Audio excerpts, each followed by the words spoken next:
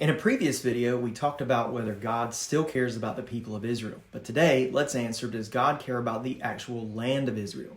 Let's talk about it today on 3-Minute Theology. If you look at a map, the country of Israel can be easy to miss. It's about the size of New Jersey, yet incredibly significant. While God created the world and thus it all belongs to Him, Israel has the distinction of being a land that God claims as His own. In fact, God says in Leviticus 25:23, "The land shall not be sold permanently, for the land is mine." In addition, God has promised this land to Abraham and his son Isaac forever. While talking with Abraham, God says in Genesis 17:8, "I will give the entire land of Canaan," which is modern-day Israel, "where you now live as a foreigner, to you and your descendants. It will be their possession forever, and I will be their God."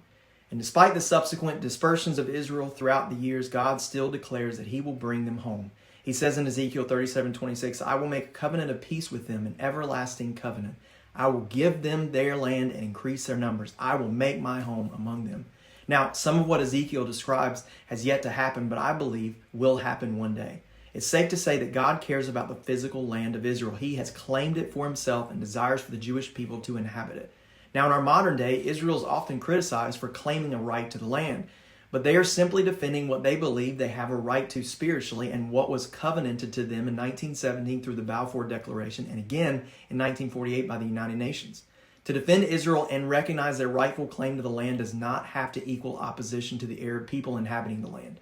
God cares about all people, and so should we. Echoing what God says about the Jewish people's rightful claim to the land does not require an anti-Arab stance, and certainly doesn't mean we shouldn't love all people.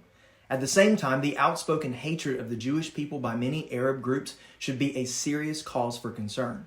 While the Jewish people have attempted peace over the years, they have been met with animosity and an expressed desire to eradicate them from the face of the earth. When that is your perspective, it's no wonder the Jewish people have struggled to come to some type of peace. Theologically, we should recognize that this attitude is not new. We've seen this hatred of the Jewish people all throughout history. And that hatred doesn't just stop with the Jewish people. It does and will continue to extend to Christianity as well. So what can we do? Number one, educate yourself. Try to find reliable information about current events in the Middle East. We need to recognize the biases and perspectives of the news outlets we consume. Educate yourself with the history of the region. Number two, pray. Pray for the peace of Jerusalem based on Psalm 122 and pray for all people in that region on all sides of the tension. Number three, support the gospel. Support efforts to see Jewish, Palestinian, and all Arab people receive Jesus as their Savior. There are incredible organizations making a difference. I'll tag or link a few of those in the caption for this episode. God cares about the people and the land of Israel. They represent something very important. God is faithful to fulfill His promises. Well, that's all for this 3-Minute Theology. Until next time.